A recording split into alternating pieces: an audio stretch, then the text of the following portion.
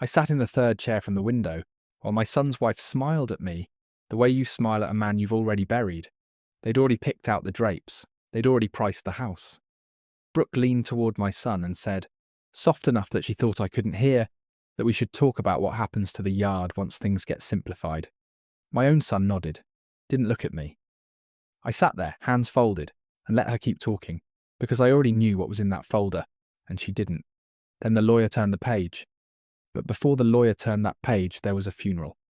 Let me take you back 11 months. My name is Emmett Ferro. I am 71 years old. I cut granite for a living, 46 years of it, and I did not raise my voice at that table. I did not need to. You learn to put your palm flat on a block before you ever touch a saw to it. You feel for the grain, the little fault lines running under the surface nobody else can see. Most people look at granite and see a rock. I never did. I saw where it wanted to split and where it would hold no matter what you did to it. That's the whole trade. Knowing the difference, I built Ferro Granite Works out of a two-man shed on Quarry Ridge Road back when gas was 36 cents a gallon.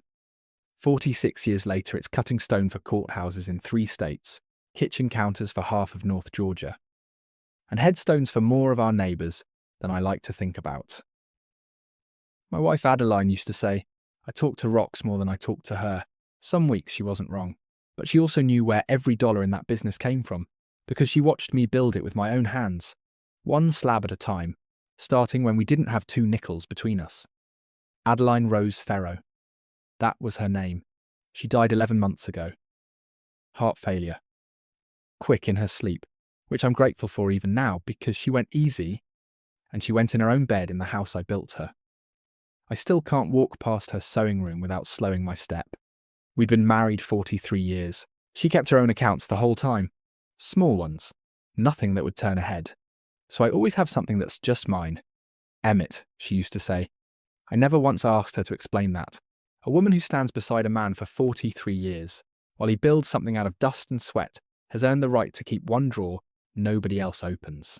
Our son Dale is a good boy. Was a good boy. Still is, somewhere under all the noise, though these days I have to squint to see him. He married Brooke 6 years ago. Nice wedding. I paid for most of it and didn't mind. That's what a father does. Dale looked happy. Adeline cried the good kind of tears watching him walk his bride down the aisle in the little chapel out past the quarry. Brooke is 34, pretty, sharp-dressed, always got a compliment ready before she asks you for something. I want to be fair to her here, because a story's only worth telling straight. She wasn't cruel to me, not at first. She was just certain. Certain the way people get when they've decided something is already theirs, and they're only waiting on the paperwork to catch up. What she didn't know is that Adeline caught wind of something about a year before she passed, and it changed everything my wife did after that. Quiet, the way a woman draws a hand of cards close to her chest. Here's how the wrongness of it started. The very first thread. I didn't pull on it right away. It was a Tuesday, maybe 8 months before Adeline died. I came into the stone yard office and found one of my younger cutters, a kid named Robbie, about to run a slab of pink granite through the big saw for a countertop job. I put my hand flat on that slab before he touched the blade to it. Felt the grain under my palm. Cool, smooth. Then I felt it, a hairline fault running diagonal through the whole thing, invisible unless you knew what you were feeling for. Don't cut that one, I told him. It'll shatter the second the blade hits that seam. He looked at me like I'd read his mind. In a way, I had. That's 46 years of putting your hands on rock. You learn what's load-bearing and what only looks solid from the outside. People are the same way, if you pay attention long enough. Some of them are granite clean through. Some of them have a seam running under the surface you can't see until somebody puts pressure on it. That same week, Brooke was on the phone in my own kitchen, thinking nobody could hear her, talking to a friend about the house on Chisel Creek, about how she'd already been thinking through what they'd do with the space once things opened up. Adeline heard every word of it from the hallway. She didn't say a thing to Brooke. She came and found me out at the shed that evening instead. And she had a look on her face I'd only seen a handful of times in 43 years.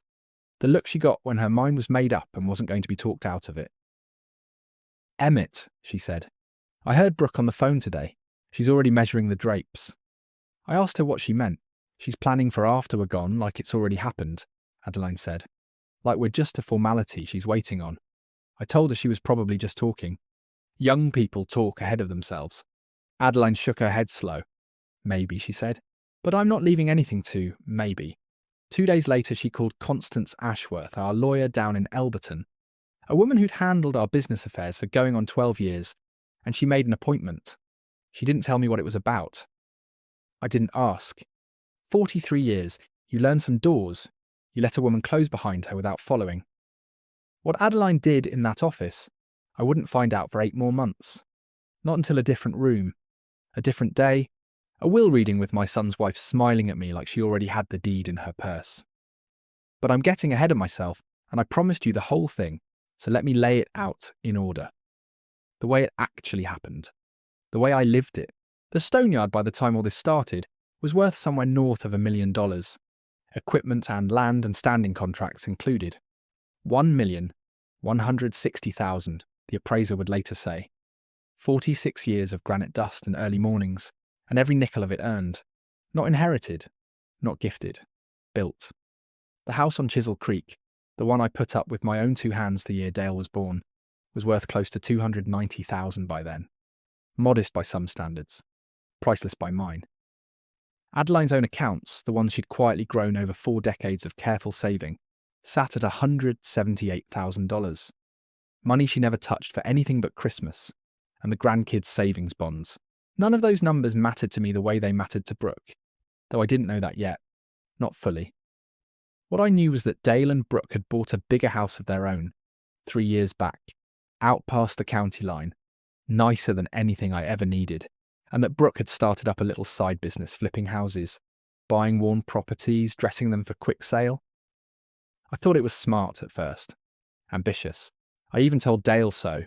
What I didn't know, not until much later, was that 2 of those flip properties had gone bad on them, sitting unsold the better part of a year, bleeding money every month they held them, until Dale and Brooke quietly remortgaged their own house to cover it. $91,000 gone into properties that never sold. That kind of hole doesn't stay hidden forever. It just stays hidden long enough to do damage before anyone else sees it. I didn't know any of that the day Robbie nearly ran the saw into a fault line I could feel with my palm. I just knew Brooke had started saying things about me at church. Little comments dressed up soft. Emmett's getting a bit forgetful, bless his heart, said with a smile. Said with love, near as anybody outside the family could tell. I heard about it secondhand from a neighbour who meant well telling me. I didn't say anything to Brooke about it. I filed it away, the way you file away a hairline crack you've spotted in a slab you're not ready to cut yet. Adeline filed things away too, different things. She kept a small ledger in the drawer of her sewing table. Had for years. I never paid it much mind, figured it was just her way of tracking the household accounts. It was more than that. It was every dollar I ever brought home from the quarry. Every dollar Dale and Brooke ever borrowed from us over the years, and never quite paid back. $22,000 of it total, by the time she was done counting. All written down in her careful hand. Dated. Exact. She never told me she was keeping that ledger for a reason beyond habit. I found out what the reason was much later, and when I did, it changed how I understood every quiet thing my wife did in the last year of her life. What none of us could see yet, not Dale, not Brooke, not even me at first, was that Adeline had already decided how this story would end, 8 months before she was gone, sitting across a desk from Constance Ashworth in an office on the square in Elberton, saying words I wouldn't hear until the day of the reading myself. She used to tell me, near the end, "Don't let anybody smile at you like you're already gone, Emmett. Make them read the whole page." I didn't understand what she meant, not the day she said it. I understood it completely the day Brooke smiled at me across that conference table. Certain. Composed. Already halfway to redecorating a house that wasn't hers yet. That's where I need to slow down and tell you what happened in the months between Adeline's passing and that reading, because a man doesn't get to a room like that by accident. He gets there because he was paying attention the whole time, even when he looked like he wasn't paying attention to anything at all. Adeline died on a Thursday in November. Quiet, in her sleep, the way I said. I found her in the morning, and I want to tell you plainly, because this story deserves the truth in it. I have never in my life felt a floor go out from under me the way it went out that morning. 43 years of a woman standing beside you, and then one morning the house is just quiet, in a way it was never quiet before. Dale cried at the funeral. Real tears, I believe that. Brooke cried too, and I believe some of hers were real as well. Grief doesn't make anybody a villain right off. It's what people do in the months after grief. Once the crying stops and the calculating starts, that tells you who they really are. The calculating started for Brooke about 6 weeks after we buried Adeline. It started soft, the way these things always start soft. A comment about how the house on Chisel Creek was an awful lot of house for one man alone now. A suggestion that maybe I ought to think about simplifying things. A mention, dropped at Sunday dinner like it was nothing, that she'd run into a realtor at the grocery store who said the market up on Chisel Creek was hot right now. If I ever wanted to think about it. I didn't argue with her. I want you to understand that about me because it matters to everything that comes after. I have never been a man who raises his voice to win an argument. I read the grain and I wait, and I let the person across from me show me exactly what they're made of before I decide what to do about it. Brooke was showing me plenty. Every Sunday, one soft comment at a time. None of them had any idea. 8 months before Adeline died, in that quiet meeting with Constance Ashworth I never asked about, my wife had put something in motion. It would not surface until the exact day, the exact hour, that it needed to. And it was going to surface in front of all of them. At the will reading, with Brooke sitting there smiling at me like I was already a settled matter. Right before the lawyer turned the page. 3 weeks after that Sunday dinner comment about the realtor, I drove down to Elberton on a Tuesday. Didn't tell anybody why. Constance Ashworth's office sits on the square, above the old hardware store. A narrow set of stairs. A door with her name painted gold on the glass. She's kept our family's affairs on retainer for 12 years. $9,000 a year. Steady. She's never once let a detail slip past her that I know of. I sat down across from her desk and asked her straight, is there anything in Adeline's estate I ought to know about before Brooke starts planning out loud? Constance looked at me a long moment. Emmett, she said, I drafted a codicil for Adeline 8 months before she passed. I can't tell you what's in it until the reading. But I can tell you this much. Whatever you think is coming, prepare for something different. That's all she'd give me. I didn't push her on it. A lawyer who'll bend for you today will bend against you tomorrow. Constance never bent for anybody, not even me. I drove home not knowing one word more than I did going in, except that my wife had made a decision in that office. A decision she never told me about, still sitting there, waiting on its own schedule. I went back to the Stoneyard that afternoon, put my hand on a block of grey granite waiting to be cut for a courthouse job over in Toccoa. Felt clean all the way through. No seam. Some rock is just solid, top to bottom. You don't have to worry about it once you've checked it. I remember thinking, standing there, that Adeline had been like that granite. Solid, clean through. Whatever she'd done in that office, she'd done it clean. That evening I went through her sewing room. Hadn't touched it since the funeral. Couldn't make myself. But something about the drive to Elberton loosened something in me. I sat in her chair by the window and opened the drawer of her sewing table. The ledger was right where it always was. A plain composition book, the kind you'd buy for $1 at the drugstore. Cover soft from handling. I opened it expecting recipes. Maybe some old letters. Instead I found columns. Dates going back 11 years. Amounts. Names. Dale and Brooke, June. $4,000. For the down payment on the truck. Dale and Brooke, September, $2,200. Kitchen remodel they never finished paying us back for. Page after page. Her handwriting, careful as a bookkeeper's. $22,000 total. Every dollar lent quiet. Never once mentioned at a holiday table. Never once held over their heads.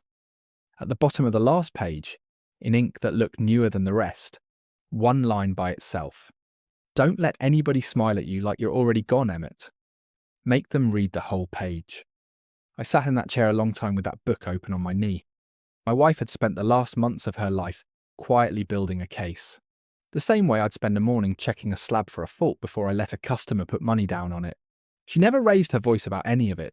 She just made sure the truth would still be standing after she wasn't. I didn't say anything to Dale or Brooke about the ledger. Didn't mention the visit to Constance either. Went back to work the next morning like nothing had changed.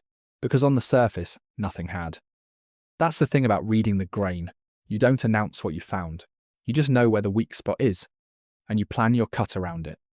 Sunday dinner came again like it always did, at my house. The one Brooke had already started calling too big for one man. She brought a casserole. Always brought a casserole those months, like she was auditioning for something. Dale sat across from me, looking thinner than he used to. The way a man looks when he's carrying something he hasn't said out loud. Brooke started talking about paint colours. Said if the house on Chisel Creek ever went on the market, a light grey would show better than the yellow. Adeline picked 30 years back. I let her talk. Asked her, pleasant as I could manage, how the flip business was going these days. She smiled a little too quick. Said fine, just fine, the market's a little slow right now is all. I asked about the 2 houses she'd bought the year before, out past the Broad River Bridge. She said those were still in progress. Still in progress 18 months on, with a for sale sign faded pale from the sun. I didn't push. I let the silence sit there a second longer than it needed to. Watched her eyes move to Dale and back to her plate. That's the thing about people same as stone. Silence is pressure. You put a little of it on a seam, and you find out fast whether it holds or starts to crack. After dinner, walking Dale to his truck, he told me something he probably didn't mean to tell me. Said low, almost apologising before he'd even said it, that he and Brooke had remortgaged their house the year before. Said it was just to cover some of the flip losses. Temporary. They'd catch back up once the market turned. I asked him how much. He looked at the ground, said it was a big number, Dad. Bigger than he wanted to say out loud. I didn't press him for the figure that night. Got it later, through other channels. The way you get most true numbers in a small town. Somebody who knows somebody tells somebody else. $104,000. The balloon payment coming due, 10 weeks out from that Sunday dinner. 91,000 of it. Losses from the 2 houses that never sold. The rest fees and interest piled on for good measure. $104,000 is not a small crack. That's a fault line running clean through a family's whole foundation. And Brooke was the only one who knew exactly how deep it went. I want to be fair here. A story worth telling is worth telling honest. I don't believe Brooke woke up one morning and decided to be cruel to an old man. I believe she woke up scared. The particular kind of scared that comes from a number you can't say out loud to your own husband. She looked around for something solid to stand on before the ground gave way under her own house. She looked at me, and at the stoneyard, and at the house on Chisel Creek, and she saw ground that hadn't moved in 46 years. She wanted to stand on it. She just didn't want to ask permission first. That's the difference between me and her, if you want the whole truth of it. I built my ground with my own 2 hands, slab by slab, over 46 years. I never once assumed anybody owed me a foot of it. She looked at ground somebody else built, and figured proximity was the same as ownership. The weeks kept rolling on.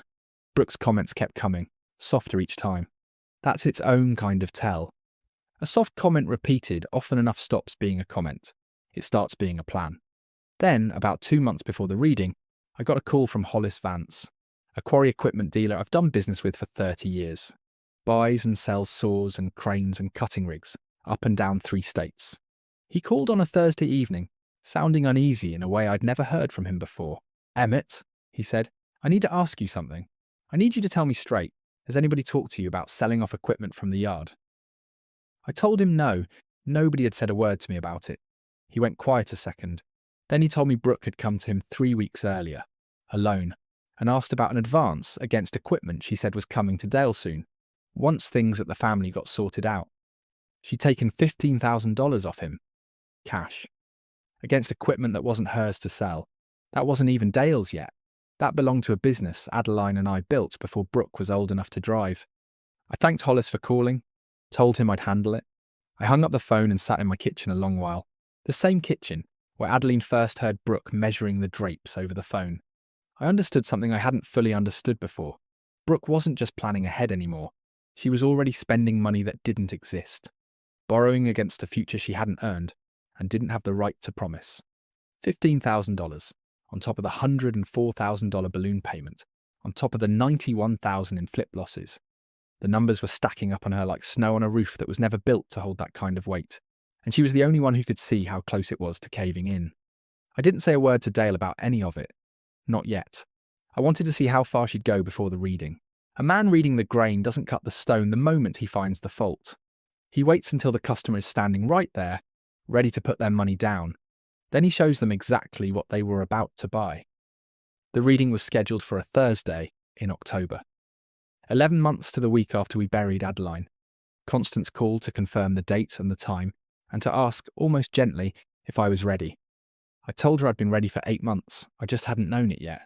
2 nights before the reading, I drove out to the cemetery by myself, the way I did most weeks, stood by Adeline's stone, one I cut myself out of the same pink granite Robbie had almost ruined that day in the shed.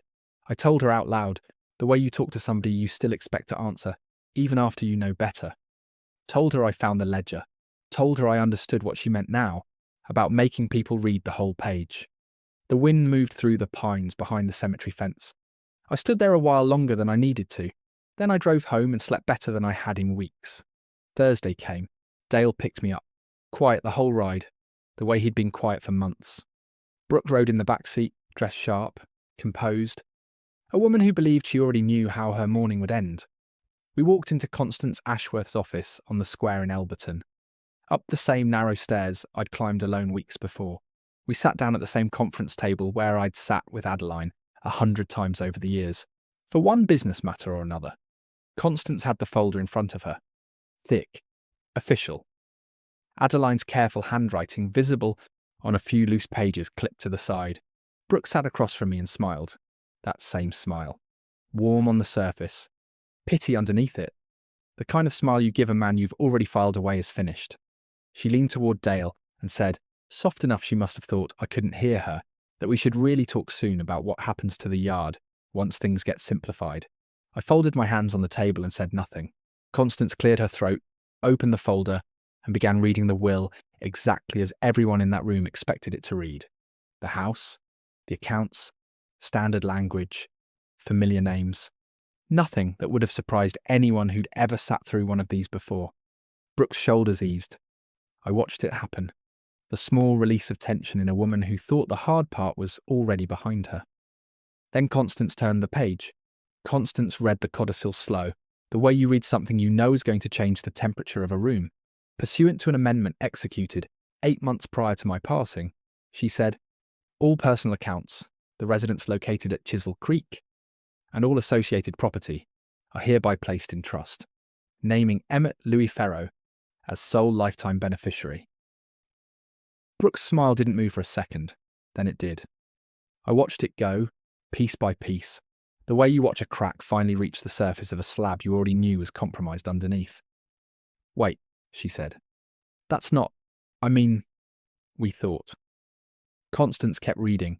Upon Emmett Ferro's passing or incapacity, whichever occurs later, the trust passes in full to Wren Ferro, my granddaughter. Dale sat very still. Brooke looked at him like she needed him to say something. Anything. And he didn't. He just stared at the page in Constance's hand, like it was written in a language he'd have to learn from scratch. I'd like to note for the record, Constance said, that the Stoneyard, Ferro Granite Works, its equipment and its accounts, was never part of Adeline's estate. It has been solely owned by Emmett Ferro since incorporation. This codicil concerns only Adeline's personal holdings, which she chose, of her own sound mind, to place beyond dispute. Beyond dispute. Adeline picked those words herself, Constance told me later. She wanted no room for anybody to argue the timing, or the soundness of mind, or anything else somebody desperate might reach for. Brooke found her voice again after a minute. This isn't right, she said. Emmett's getting older. He can't be expected to manage a trust and a business both. We should talk about, some kind of oversight. There it was. I'd been waiting on that word for 8 months without knowing exactly what shape it would take when it came. Oversight. Management. The soft words people use when what they mean is control. Constance looked at her without blinking. Are you suggesting a competency concern, Mrs. Ferro? I'm just saying, Brooke said. He's 71. Things happen. We want to protect him. I sat there and let her keep talking. I want you to understand something about that moment, because it's the one people ask me about most when they hear this story. I felt something come up in my chest. Hot. The kind of thing that 40 years ago might have put me on my feet with my voice raised. I didn't raise it.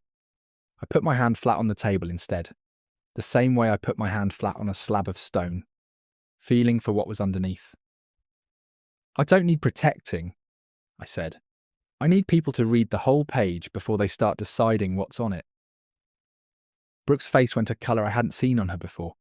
Dale finally spoke. Quiet, to her, not to me. "Brooke," he said. "Stop." She didn't stop. Not that day. She said something about getting a second opinion, about talking to a specialist, about how families need to look out for their elders whether the elder likes it or not. Constance wrote down every word of it, I noticed, in a small notebook she kept beside the folder. I didn't ask her why at the time. I understood later. We left the office that afternoon in a silence heavier than the one we'd walked in with. Dale drove me home. Brooke didn't say a word in the truck, staring out the window at the passing pines, doing math in her head I could practically hear from the back seat. I want to tell you what happened over the following weeks because the reading wasn't the end of it. It was only the moment the fault line finally showed on the surface. What came after was the part that decided everything. 3 days after the reading, I got a call from a woman named Patricia Odom, who introduced herself as a geriatric care coordinator, said she'd received a referral concerning my welfare, and would I be willing to schedule what she called a cognitive wellness screening. At my convenience, no cost to me. No cost to me. I asked her who'd referred me. She said she wasn't at liberty to say, though her tone told me everything her policy wouldn't. I told her I appreciated the call and that I'd think about it, and I hung up and sat with my coffee a long while. $650, I found out later, was what Brooke had already paid that agency, out of pocket, to have somebody quietly start a paper trail on my mental state, before she'd even asked me a single direct question about how I was doing. I didn't call Patricia Odom back. I called Constance instead. "Constance," I said, "I think Brooke's building a file on me." "I think you're right," Constance said. "And Emmett, I need you to let her keep building it. Every phone call she makes to that agency is dated. Every form she fills out is dated. If this ever needs to go in front of a judge, and I don't think it will, but if it does, we want her fingerprints on every page of it, not ours." That's when I understood what my wife had really given me, 8 months before she died, sitting in that office deciding what her own money would do after she was gone. She hadn't just protected the house and the accounts. She'd given me the patience of knowing the ground under my feet was already settled, so I could stand still and watch. Instead of scrambling to defend myself against something that hadn't fully arrived yet, I went back to work.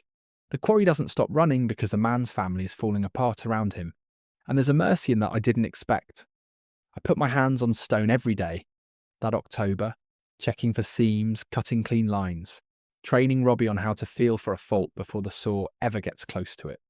Some mornings that was the only thing that felt solid. Brooke, meanwhile, kept building. She talked to a lawyer of her own, a younger man out of Athens who specialised, she told people, in elder affairs.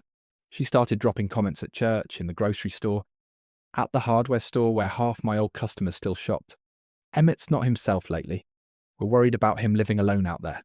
Somebody ought to check on him more." I heard about most of it secondhand, the way you hear most things in a town small enough that everybody's business travels faster than the mail. I never confronted her about any single comment. I let each one land and I let it sit, the way you let a slab cure before you trust it to hold weight. What Brooke didn't know, what she couldn't have known, was that Hollis Vance had already told me about the $15,000.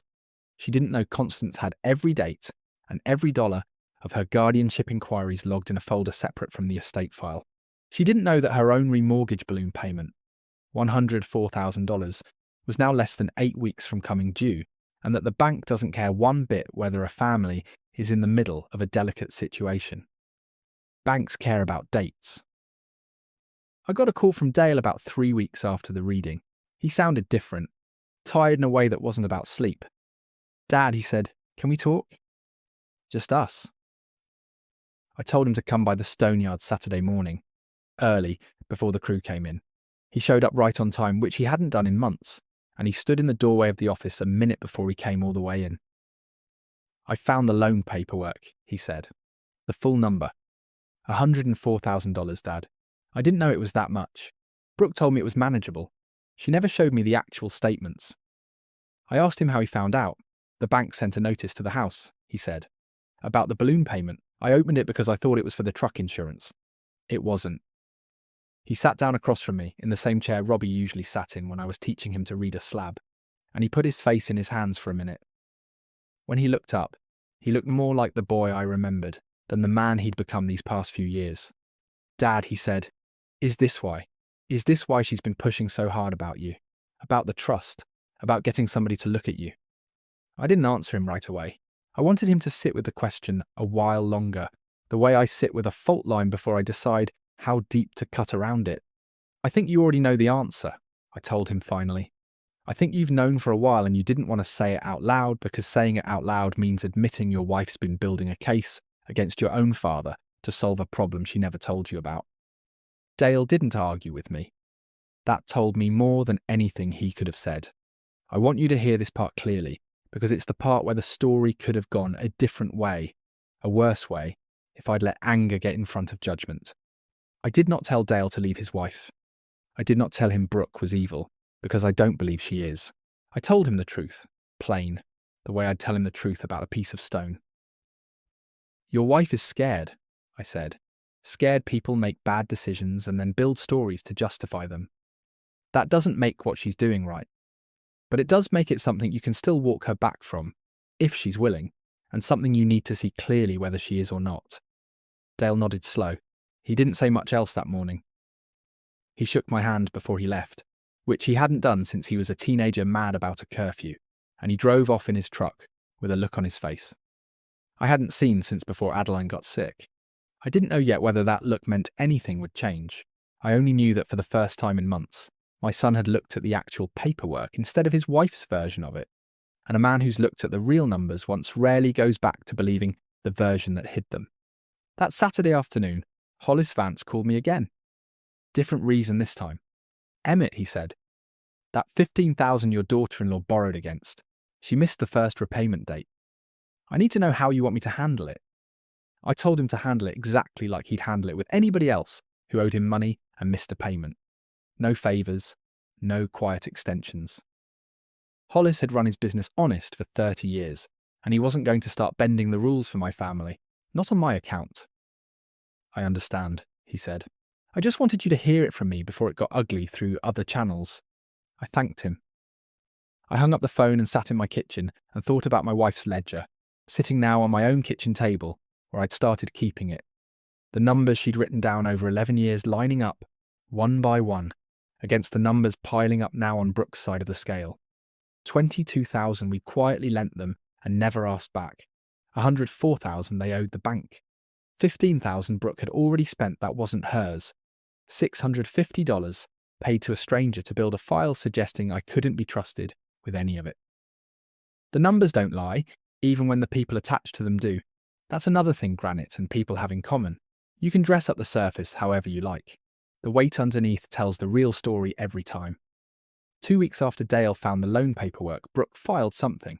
I found out the way I found out about most things that fall. From Constance, a Tuesday afternoon call that started with her saying my name in a tone I'd learned to recognise by then.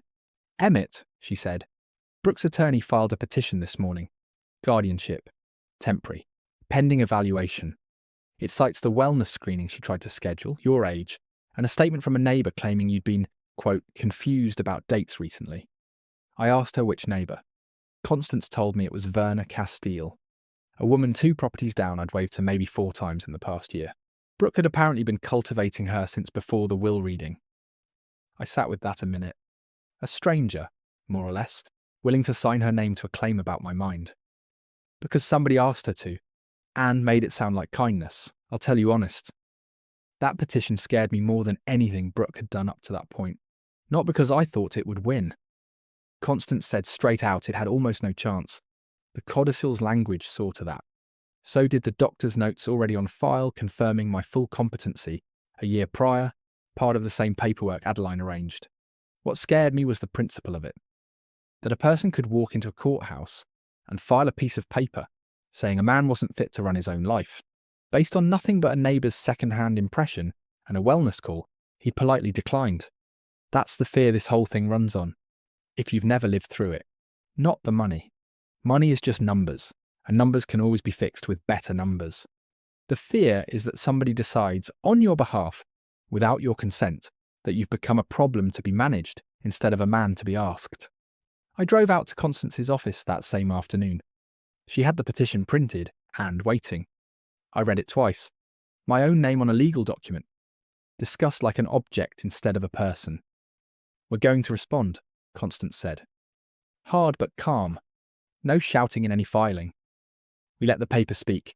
Your competency evaluation from 14 months ago. The trust language Adeline drafted, anticipating exactly this. Hollis Vance's statement about the $15,000. We're adding that to the record too. Emmett, a woman filing to control someone else's finances while she's defaulting on unauthorized loans against that same estate is not a detail a judge ignores. I hadn't thought to use Hollis's $15,000 that way. Constance had. That's the difference between a man who reads stone and a woman who reads law. Both of us know how to find the fault line. She just knows how to make a courtroom see it too. That evening, I went home. For the first time since the funeral, I opened the box where I'd kept Adeline's letters. Not the ledger that was already sitting on my kitchen table by then, worn soft from handling. This was different. A small cedar box in her closet. Letters she'd write when words felt easier on paper than out loud. Tucked away for occasions I never fully understood, until I needed them. One was dated 8 months before she died. The same week, I realised later, as her first visit to Constance. I hadn't opened it before. Not sure why. Maybe some part of me knew it would ask something of me I wasn't ready to give yet. I sat in her chair by the window, the same chair I found the ledger from, and read it out loud to the empty room. That felt like the only honest way to read a dead woman's letter. Emmett, it began, if you're reading this, I've already had the conversation with Constance. I want you to know why, before anybody else tells you their version of it. I heard Brooke on the phone talking about our house like it was already a listing. I don't think she's a bad person, Emmett. I think she's a scared person who's decided the fastest way out of her trouble is through us. I've watched you your whole life read a piece of stone before you trust it to hold weight. Do the same thing here. Don't trust anybody's version of events, including mine, until you've felt the grain yourself. I'm not leaving you a fortune, Emmett. You already built that. I'm leaving you time. Time to watch, time to wait, time to let people show you exactly who they are. Use it well. And when the moment comes, and it will come, don't raise your voice. You never have. Just make them read the whole page. I love you. I always will, Adeline. I sat with that letter a long time. The wind moved the branches of the oak Adeline planted the year we bought the property, and I let myself cry the way I hadn't since the funeral. Not from grief exactly, from something closer to gratitude for a woman who'd spent her last clear months building me armour made out of patience instead of anger. I didn't tell Dale about the letter. Not yet. Some things you hold a little longer, even from your own son. The guardianship hearing was scheduled 3 weeks out. Life kept moving the way it does, indifferent to whatever's breaking inside a family. I kept cutting stone. I kept training Robbie, who by then could feel a fault line almost as well as I could. That's its own kind of legacy, passing down the one skill nobody can take from you once you've earned it.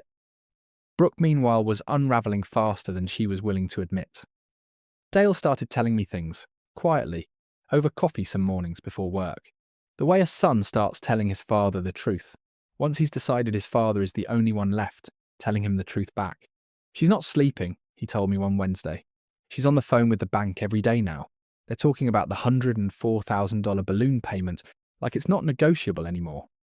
I asked him straight, does she know Hollis is calling in the $15,000? He nodded slow. Found out Monday, he said. She hasn't told me everything, but I know enough now to know she's scared, Dad. Really scared. Not performance scared. The real kind. That's when the second half of it came into focus for me. The part that widened everything past a simple grab for an old man's estate. Brooke wasn't just after the house and the accounts anymore. She needed them. The remortgage balloon was 7 weeks out. Hollis's $15,000 was already in default. Her flip business, the whole thing that started this avalanche, was worth less on paper now than what she owed against it. If the guardianship petition failed, and it was going to fail, she had almost nothing left standing between her and a collapse that would take Dale's house down with it. I want to be honest here, because it matters to the whole shape of this story. Part of me wanted to let her fall exactly that hard. Part of me remembered every soft comment about my age, every second-hand story about my confusion, every dollar of Hollis's money she'd taken without a thought for whether it was hers to take. That part of me thought she'd earned whatever came next. But there was another part of me, quieter, that kept hearing Adeline's voice from that letter. She's a scared person who decided the fastest way out was through us. Scared people aren't evil people. They're just people who ran out of better ideas before they ran out of desperation. I decided, sitting in my kitchen one night, the ledger open in front of me and Adeline's letter folded beside it, that I wasn't going to destroy Brooke out of spite. I was going to let the truth do what truth does when you finally let it stand up straight in a room.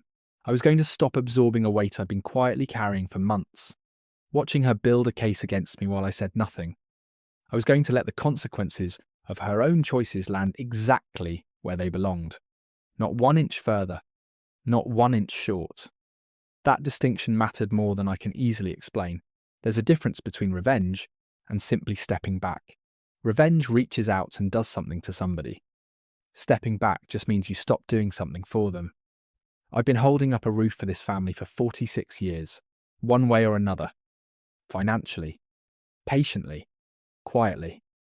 I decided I was done holding it up for people actively trying to convince a judge I wasn't fit to hold up anything at all. 3 days before the hearing, I got a call from an unexpected corner. Verna Castile, the neighbour who'd signed the statement about my confusion, called me direct, sounding shaken. "Emmett," she said, "I need to apologise. Brooke came to me and said you'd been having spells, forgetting appointments, getting lost driving." She showed me some notes, doctor's notes she called them, though I never actually saw a doctor's name on them. I signed something because she made it sound like the caring thing to do. I found out yesterday from my daughter, who works at the courthouse, that there's a hearing. I didn't understand what I was signing, Emmett. I'm so sorry. I told Verna I appreciated the call and that I didn't hold it against her. I meant that. A woman who realises she's been used and comes to apologise is a different creature entirely from one who keeps building the lie once she knows it's a lie. I told Constance about the call that same afternoon. Her face did something I hadn't seen it do before, something close to satisfaction. "That's a fabricated statement," Constance said. "Verna will need to submit an affidavit retracting it. And Emmett, I want you to understand what this means. Not only does the guardianship petition fail now, it fails on evidence of fabrication. That changes everything about how this hearing's going to look." I asked her what she meant by everything. "It means," Constance said, "this isn't going to end quietly with a judge dismissing a petition. It's going to end with a judge asking, on the record, who manufactured the evidence and why.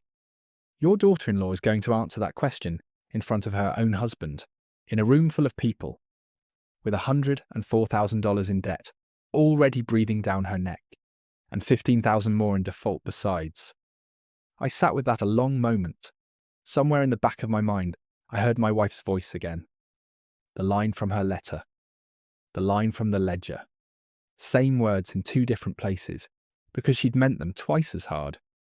Don't let anybody smile at you like you're already gone, Emmett. Make them read the whole page. The page was about to get read out loud. In a courtroom this time. In front of everyone. The courthouse in Elberton sits 2 blocks off the square, brick the colour of dried clay. The kind of building that's seen every family in the county pass through its doors, at their worst moment at least once. I'd been in there for permits and property lines over the years. I'd never been in there as the subject of somebody's petition before. Judge Loretta Pruitt ran her courtroom the way I run a saw. No wasted motion. She read the petition into the record in a flat voice that gave nothing away, then looked over her glasses at Brooke's attorney, a young man named Trent Ballou, who kept adjusting his tie like it was strangling him. "Counsel," she said, "walk me through the basis for this filing." Ballou started in about my age, about the wellness screening I'd declined, about Verna Castile's statement. He hadn't gotten 3 sentences in before Constance stood. "Your Honour," Constance said, "I'd like to introduce an affidavit from Mrs. Castile herself, filed yesterday, retracting her original statement in full, and describing the circumstances under which it was obtained." Ballou's face did something complicated. Judge Pruitt read the affidavit in silence, her mouth going a little tighter with every line. When she finished, she set it down and looked at Brooke directly for the first time. "Mrs. Ferro," she said, "did you tell Mrs. Castile that Mr. Ferro had received a diagnosis from a physician?" Brooke's voice, when it came, was smaller than I'd ever heard it. "I may have," she said. "I was worried about him. I wanted people to understand the concern was serious. Was there a diagnosis? Judge Pruitt asked. No, Brooke said. Not exactly. Not exactly, the judge repeated, in a tone that made even Ballou flinch. Mrs. Farrow, do you understand that manufacturing a medical claim to support a guardianship filing is not a grey area? It's a serious matter, and one this court takes seriously. Constance stood again. Your Honour, if I may. I'd also like to enter into the record a statement from Hollis Vance, an equipment dealer, regarding $15,000 borrowed by Mrs. Farrow against assets she did not own and had no authority to pledge, and a summary of a remortgage on the petitioner's own residence, $104,000, currently in default, with a balloon payment that came due 11 days ago. The room went quiet in a way that rooms only go quiet when everybody in it understands all at once that the story they thought they were watching is not the story actually unfolding in front of them. Judge Pruitt looked at the documents a long while. Then she looked at Dale, sitting beside his wife, staring at his own hands. Mr. Farrow, she said to me directly, I've reviewed your competency evaluation from 14 months ago, along with the trust documentation prepared by your late wife. I see no basis whatsoever for this petition. I'm dismissing it with prejudice. She turned back to Brooke. I'm also referring the fabricated medical claim to the district attorney's office for review. Whether that becomes a criminal matter is not for me to decide today, but I wanted on the record that this court does not look kindly on using an elderly relative's dignity as leverage in a financial dispute. I sat in that courtroom and did not smile. I want you to understand that because people ask me if I felt satisfaction in that moment, and the honest answer is more complicated than satisfaction. I felt something closer to relief. The kind of relief you feel when a slab you've been worried about for weeks finally gets cut clean. No shatter, no surprise. Exactly the way you predicted it would go, if you read the grain right. Brooke didn't look at me on the way out. Dale did. He looked at me the way a man looks at his father, across a room full of strangers who've just watched his marriage come apart in public. And I nodded at him. Once, the only thing I had to offer in that moment that wouldn't make things worse. We didn't speak in the parking lot. Dale drove Brooke's car because she was in no state to drive it herself, and I drove myself home in my own truck, alone, the way I'd driven myself plenty of places since Adeline died. That evening, Hollis called again. Emmett, he said, I heard about the hearing. Good outcome. But I've got to tell you something else. That $15,000 advance, I've had my own lawyer look at it since the default. Given what came out today about the fabricated diagnosis, my lawyer thinks we've got grounds to pursue it as fraud, not just a missed payment. Wanted you to know before I decided which way to go with it. I told him it was his money and his decision, not mine. I meant that. I wasn't going to be the man pulling strings behind the scenes to make sure Brooke suffered as much as possible. I'd already decided that wasn't the kind of man I wanted to be, even now, even after everything. Do what's right for your business, I told him. That's all I'd ask of anybody. He said he'd think on it, and we hung up. The days after the hearing were strange, quieter than I expected. Brooke didn't come to Sunday dinner. Dale came alone, looking like a man who'd aged 5 years in 5 weeks. We sat at my kitchen table, the ledger still sitting there between us like a third guest neither of us wanted to acknowledge directly. Dad, he said finally, I don't know what to do. I told him I couldn't tell him what to do about his marriage. That wasn't mine to decide, and I'd learned a long time ago that a father who tries to run his grown son's marriage usually just ends up losing the son, along with whatever he was trying to fix. But I told him what I could tell him. Honestly, the way Adeline would have wanted me to. Your mother left me a letter, I said. I read it to him then, the whole thing out loud at that same kitchen table. And I watched something shift in his face, somewhere around the part where she wrote that Brooke was a scared person, not a bad one. Mom wrote that, he said when I finished. About Brooke, before any of this even happened. She saw it coming before either of us did, I told him. She always did see further than people gave her credit for. Dale sat with that a long time. Then he asked me something I hadn't expected. Dad, he said, do you think there's a way back from this? For her, for us. I thought about the ledger, about the letter, about 46 years of building something with my own hands, and about a woman who'd spent her whole life beside me, learning the difference between somebody who makes a mistake and somebody who is simply permanently a mistake themselves. I think that depends entirely on what she does next, I told him. Not what she says, what she does. Words are cheap, Dale. Always have been. I've built my whole life on believing what people do with their hands, not what comes out of their mouths. He nodded slow, the way he did that morning in the Stoneyard office. He left that evening without any promises, which I respected more than I would have respected empty ones. 2 days later, the bank called Brooks' remortgage balloon payment officially delinquent. $104,000 plus fees now pushing the total past $109,000. The letter went out to the house Dale and Brooke shared, the one they'd bought 3 years back, nicer than anything I ever needed. 3 days after that, Hollis Vance decided which way he wanted to go with the $15,000. He called me one more time to let me know, out of courtesy, before he made it official. I'm filing, he told me. Not against Dale, against Brooke specifically, for the fraudulent advance. My lawyer says with what came out at the hearing, it's about as clean a case as he's seen in years. I told him I understood and that I wasn't going to ask him to reconsider. A man runs his business the way he sees fit, same as I run mine, and Hollis had been patient a long time already. That same week, the quarry buyer who'd been sniffing around Dale and Brooks' flip properties for months, hoping to pick them up cheap once the bank forced a sale, finally made contact directly with the bank, instead of waiting on Brooke, who by then had stopped returning most calls entirely. The properties, worth maybe $140,000 combined on paper, sold at a forced sale for barely $90,000 between them, nowhere near enough to cover what Dale and Brooke owed against the house they actually lived in. I want you to understand something about where this story stood at that point, because it would have been easy to think the worst had already happened. The guardianship petition dismissed, the fraud filing coming, the properties sold at a loss. It hadn't. Not yet. The part that finally truly settled things, the part that answered every soft comment Brooke had made at every Sunday dinner for the better part of a year, hadn't happened yet either. That came at Thanksgiving. Between the hearing and Thanksgiving, 6 weeks passed, and I want to walk you through them properly, because a story like this doesn't jump straight from a courtroom to a holiday table. It moves through smaller rooms first.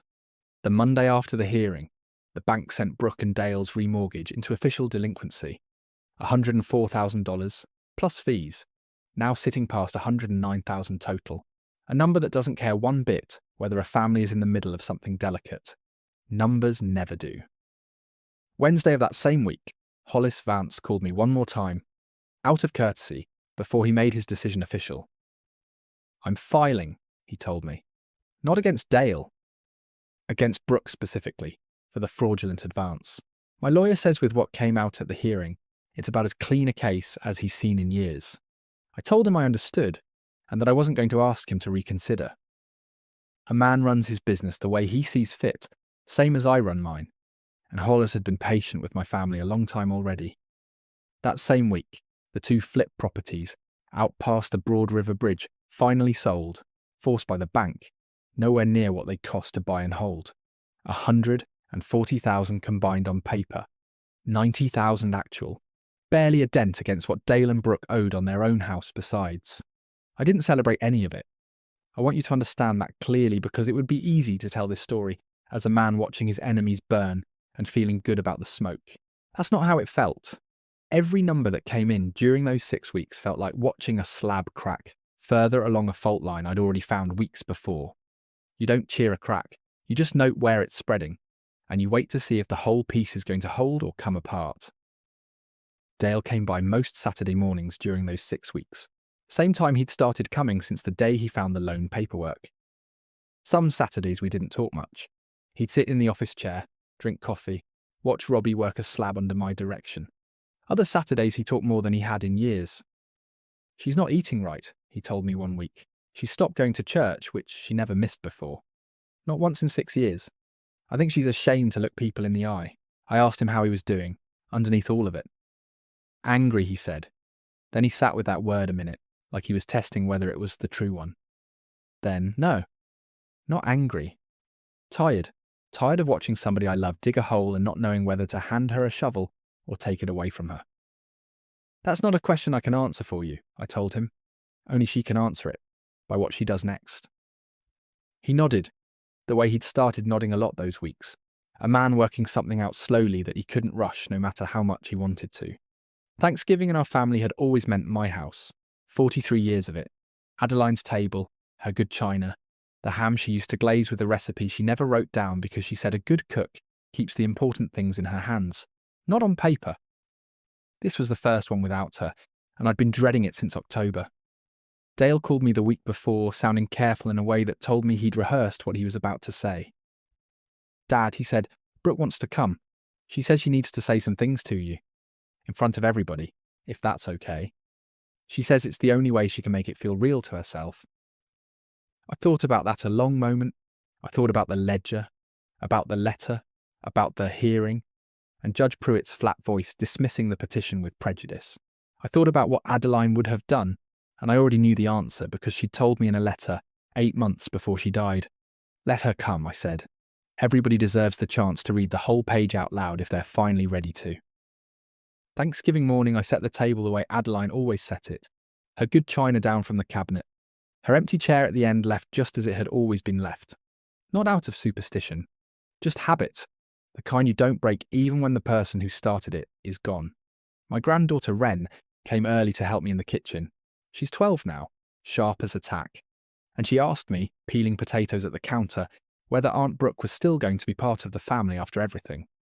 "That depends on Aunt Brooke," I told her. "Not on us."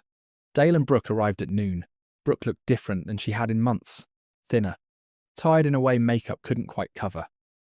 She stood in my doorway a moment before she came in, the way Dale had stood in the Stoneyard office doorway weeks before, gathering something up before she could make herself cross the threshold. We sat down to eat around one. The conversation stayed careful, surface level. The weather, Wren's school, the price of feed corn a neighbour had mentioned. I let it stay that way. I wasn't going to force anything. If Brooke wanted to say something, she was going to have to be the one to start it. She waited until the pie came out, Adeline's pumpkin recipe, which I'd made myself for the first time that year. Badly, if I'm honest, but nobody at that table said so. Brooke set down her fork. "Emmett," she said, "I need to say something, and I need everybody to hear it. Not just you." The table went quiet. Wren looked between the adults with the particular alertness kids get when they know something important is happening, even if they don't fully understand what. "I was scared," Brooke said. "I want to start there because it's the truth, and I haven't told anybody the whole truth in a long time. The flip business failed. Both houses. I lost $91,000 that wasn't just mine to lose. It was ours, Dale's too, and I didn't tell him how bad it was until the bank forced the issue. We remortgaged our house to cover it. $104,000 we're still not clear of. And when Adeline's estate came up, I actually convinced myself, that taking control of it wasn't stealing. It was managing a problem the family needed managed.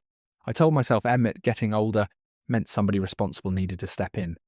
I believed my own story right up until a judge asked me if there was a diagnosis and I had to say no. Because there wasn't one. Because I made it up. Nobody at the table said anything. I let the silence hold as long as it needed to hold. I borrowed $15,000 from Hollis Vance, against equipment that wasn't mine to borrow against, Brooke went on.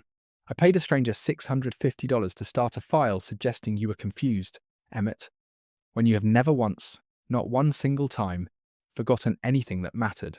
I told a neighbour lies dressed up as concern and got her to sign her name to them. I did all of that because I was drowning, and instead of telling my husband, instead of telling you, I decided the fastest way out was through people who trusted me. She looked at Dale then, not me. "I'm sorry," she said. "Not because I got caught, because I became somebody I don't recognise, and I did it to people who never once, in 6 years, treated me like anything but family." Dale reached over and took her hand. He didn't say it was okay because it wasn't. Not yet, maybe not for a long while. But he held her hand at that table in front of all of us, and I understood that whatever came next between the two of them was theirs to work out, not mine. I sat with what she'd said a long moment before I spoke. "I want you to know something, Brooke," I told her finally. "Adeline knew you were scared before any of us did. She wrote it down, 8 months before she died. In a letter I only read a few weeks back, she said you weren't a bad person. She said you were a scared one. I think she was right. And I think today's the first day I've believed it myself instead of just trusting her word for it." Brooke's eyes went wet. She didn't say anything for a moment. Then she asked the question, I think she'd been afraid to ask the whole meal. Is there any way back from this, Emmett? For me, with you. I thought about the granite out at the yard. The way a fault line, once it's shown itself, never fully disappears. But sometimes, if you work around it carefully enough, the stone still holds, still serves its purpose. Just not the same way it would have if it had never cracked at all. I hadn't answered her yet. The words were sitting right there behind my teeth, the whole shape of the answer already clear in my head. And Wren was watching me the way a granddaughter watches a grandfather when she's about to learn something about how the world actually works. I looked at Brooke a long moment before I answered her. I want you to understand what I was weighing in that silence. It wasn't cruelty. It wasn't forgiveness either. Not yet. It was the same thing I do with every slab before I let a saw near it. I was reading the grain one last time to see whether what I was looking at could hold weight, or whether it would only look solid until somebody leaned on it. There's a way back, I told her finally. It isn't the way you would have walked in 6 months ago. Straight to the top, no questions asked. It's a slower road. It runs through actually paying Hollis back.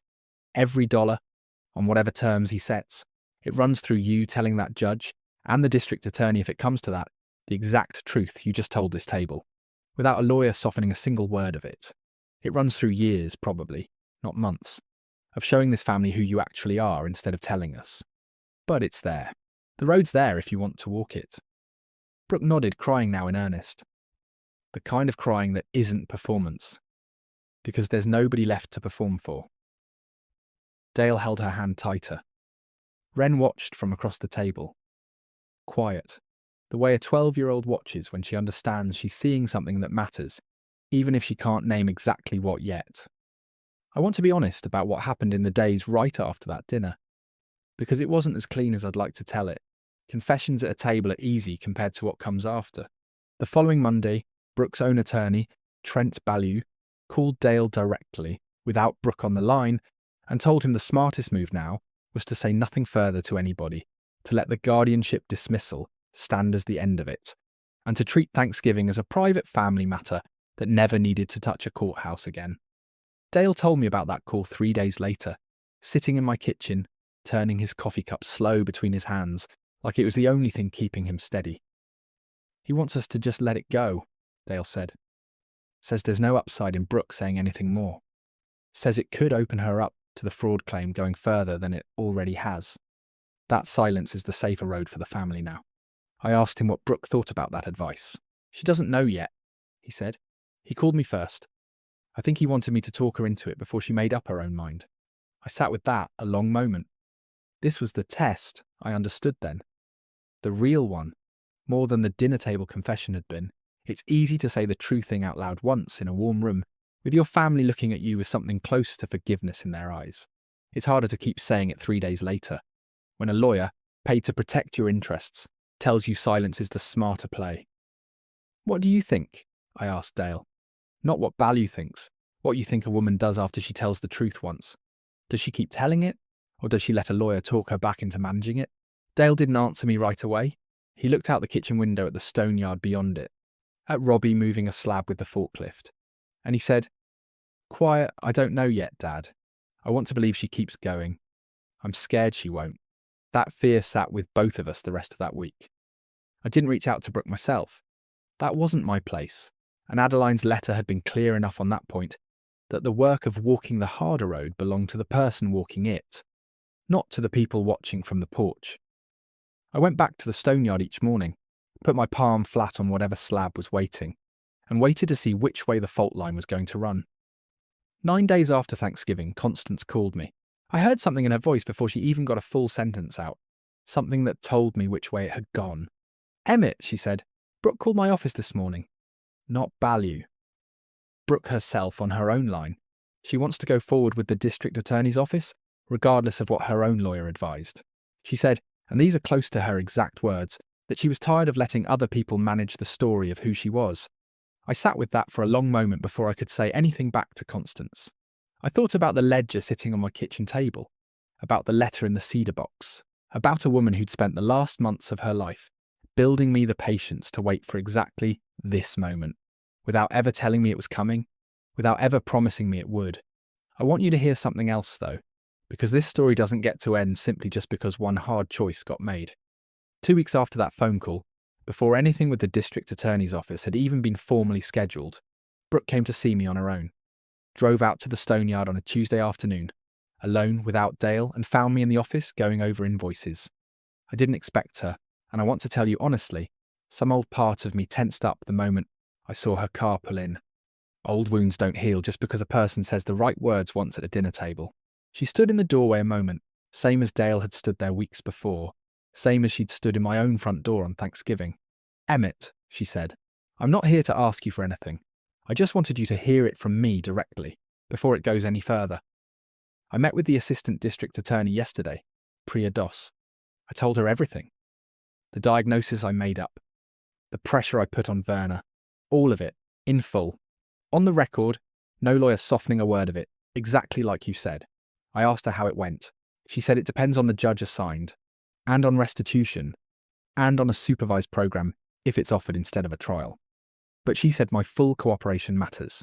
That coming forward before they came looking mattered more than almost anything else in the file." I looked at her a long moment.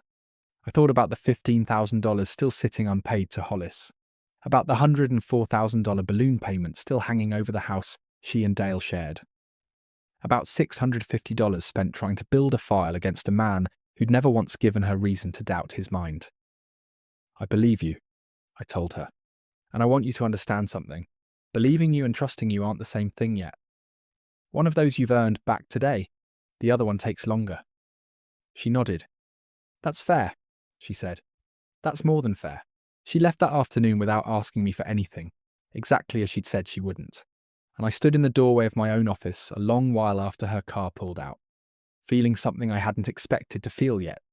Not triumph, not quite forgiveness either. Something closer to the feeling you get when a slab you worried might shatter under the saw comes away clean instead.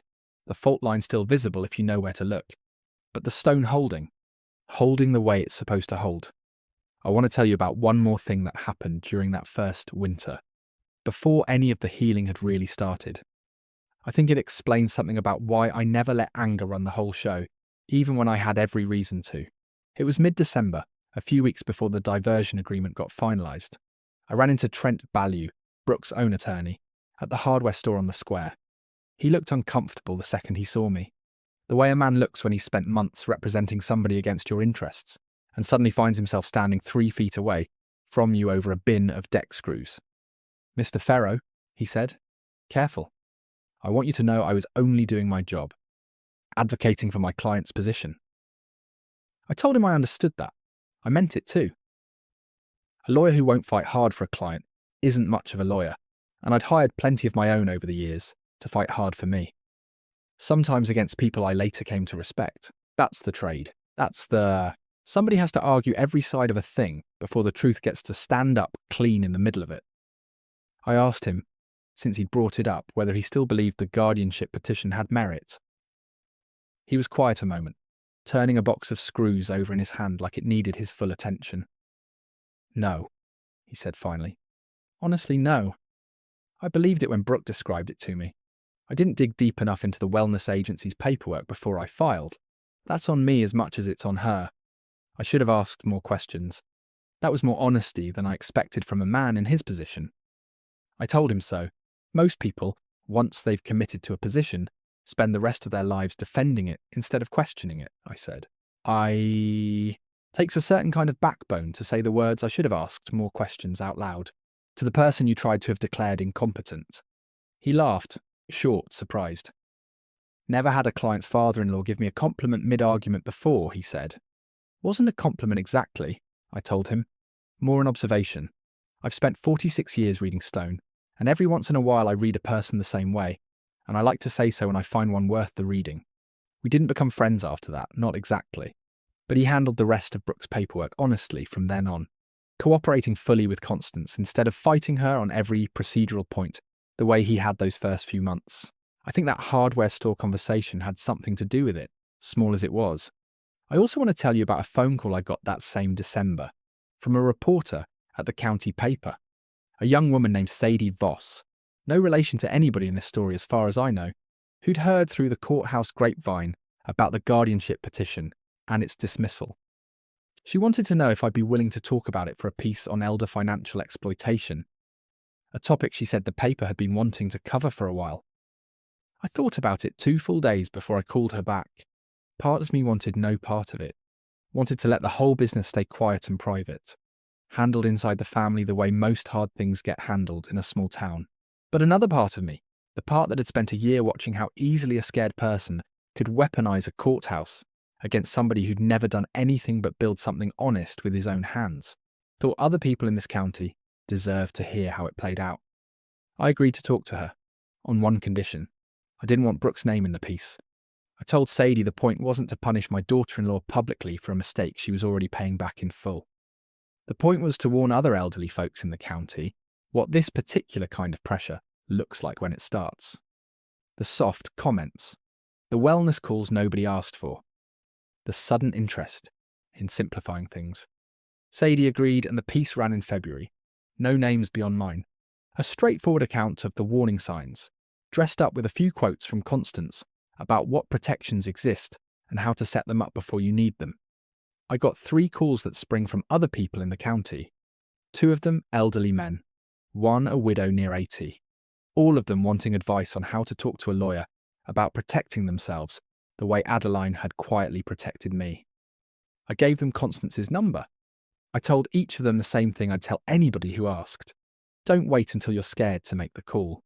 Adeline made hers 8 months before she needed to, and that patience is the only reason any of this worked out the way it did. I think about that sometimes. How a single quiet piece in a small county paper, no names attached beyond an old man willing to be asked a few questions, ended up helping 3 more families protect themselves the same way mine had been protected. Adeline never would have called that a victory, exactly. She'd have called it just doing the plain, obvious thing, the way she called most decent behaviour throughout her whole life. But I think it mattered. I think she'd have been glad to know her own hard year ended up doing that kind of good for strangers she never got the chance to meet. Word travels fast in a town the size of Hollow Rock, faster than any of us would like most days. That winter, I was grateful for it. It meant I didn't have to carry Brooke's confession door to door myself. The extended family found out at Christmas, all at once. My sister Loretta hosts Christmas Eve every year, has for as long as I can remember. A house full of cousins and second cousins, people who see each other twice a year and catch up on a decade of news in one long evening. Brooke came that year. I want you to understand what that took. She could have found a reason to stay home. Could have let Dale go alone and spared herself a room full of relatives who'd already heard some version of the story, second hand. Most of it exaggerated, some of it close enough to true that it stung worse for being accurate. She didn't hide from it. My cousin Pauline has never once in her life let a piece of family business go unspoken.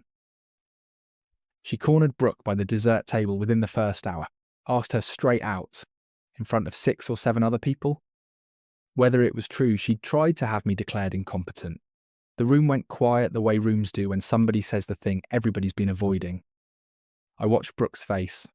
I watched her decide, right there in real time, whether to soften it, explain it away, or simply tell the truth in front of people who weren't obligated to forgive her the way her own husband's family might.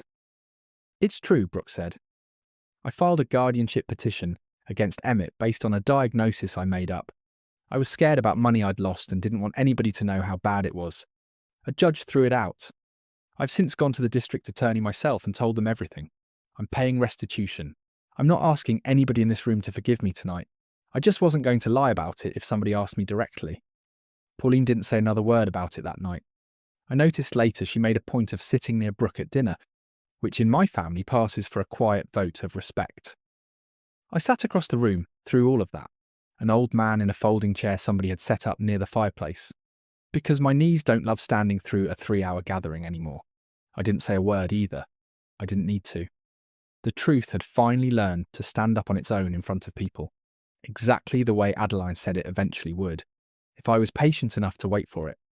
Later that evening, my niece Colleen pulled me aside by the coat closet, asked me quietly whether I was really doing all right, whether the past year had been as hard on me as the family gossip made it sound. I told her the truth. It was the hardest year of my life. Outside of the one where I buried my wife, I said. But I'll tell you something else. I built a stone yard out of a 2-man shed with nothing but my own hands and 46 years of getting up before the sun. I know how to wait out a hard season. I've done it before, I'll do it again if I have to. Colleen hugged me, the kind of hug that says more than words manage to. Then she went back to the party. The Elberton District Attorney's Office finalised Brooke's diversion agreement in late January. $18,400 in restitution, split between Werner's legal costs and the wellness agency's fraudulent invoice. A supervised program running 14 months. No trial, no criminal record, provided every condition held to the letter. Priodos made clear to Constance it would be monitored closely, given the nature of what Brooke had admitted to. Hollis Vance's civil claims settled the same month. An 18-month repayment plan for the full $15,000, plus interest. I want to tell you about the day Brooke made her very first payment, because Hollis told me himself, standing in my office with an order form in his hand. She drove out to my shop personally, Hollis said. Didn't mail a check like most people would. Handed me an envelope. Looked me dead in the eye. Said, "This is the first of 18, Mr. Vance, and I intend for it to be the easiest one you ever have to collect." I about fell out of my chair, Emmett.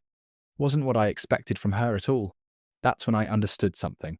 More than the Thanksgiving confession. More than the DA's office. More than anything a judge in a courtroom could dismiss with prejudice. Something in Brooke had actually shifted. Not because a piece of paper said so. Because of the way she chose to hand a stranger an envelope. The house on the county line, the one Dale and Brooke had bought 3 years back, nicer than anything I ever needed, sold that February. A $104,000 balloon, plus fees pushing past 109, answered the only honest way it could be answered. By selling the thing that had never been worth what they owed against it. They took a loss near $20,000 once the agent's commission and the bank's fees were tallied. Moved into a rental across town that March. Modest. The kind of place two people rebuild something in, rather than the kind two people show off in. I stood in my own kitchen the evening Dale told me the closing had gone through. I felt something I hadn't expected to feel about it. Not satisfaction exactly. Something closer to the quiet you feel when a job that's been sitting half-finished on your bench for months finally gets closed out. One way or the other, and you can sweep the floor and start on the next piece of stone waiting behind it. I want to tell you about one more thing that happened that same February, because it's the piece that finally closed the loop. Adeline opened 8 months before she died, the loop I'd been carrying quietly, since the day I first read her ledger at that sewing table. Constance called me on a Tuesday, her voice carrying a different weight than it usually did. "Emmett," she said, "I need you to come into the office. There's a final piece of the trust administration we need to finish, and I think you should hear it from me directly, rather than read it in a letter."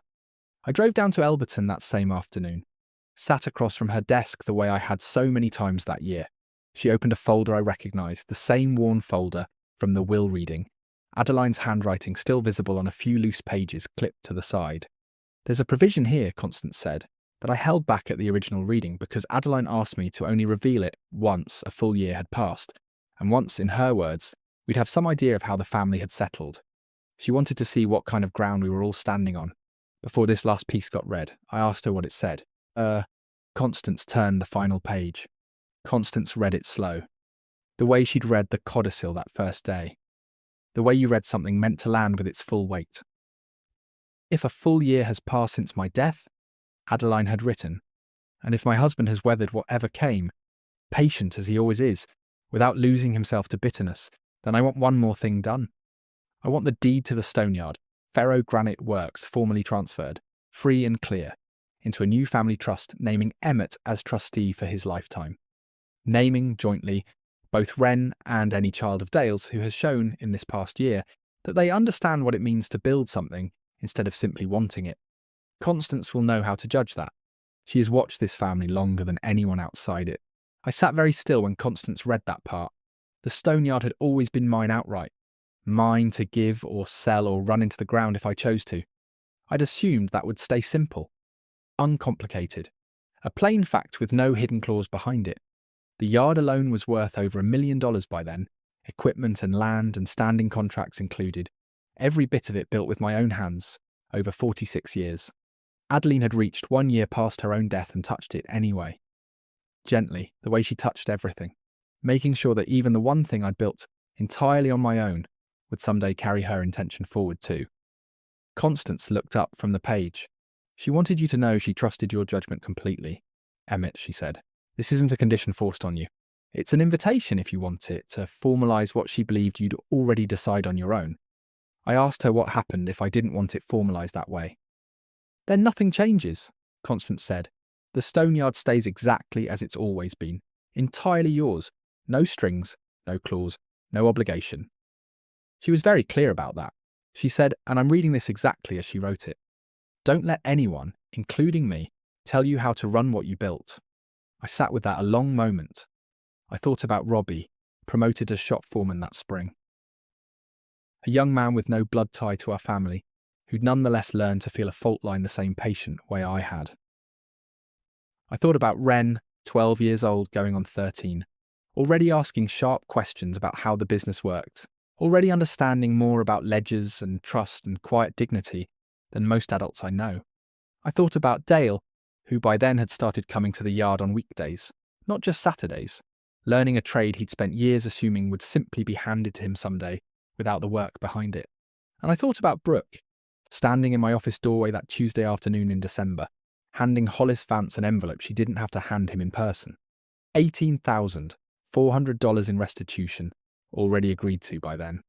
$15,000 more owed to Hollis on its own separate clock. Telling my whole extended family the plain truth at Christmas, in front of people who owed her nothing, when a quieter path had been sitting right there for the taking. I want you to hear the actual decision I made because it's the part of this story that matters most to me. More than the will reading, more than the guardianship hearing, more than any single number on any single page. I told Constance I wanted the trust set up exactly as Adeline suggested. Ren and any child of Dale's, including one not yet born, who showed they understood the difference between building something and simply wanting it handed to them. I want you to include one more name, I told Constance. Not as an owner, as someone who will help judge that standard, alongside you, for as long as I'm alive to weigh in on it myself. Constance asked me who. Robbie Chastain, I said. My shop foreman. He's not blood. He's never asked for a dollar he didn't earn with his own hands.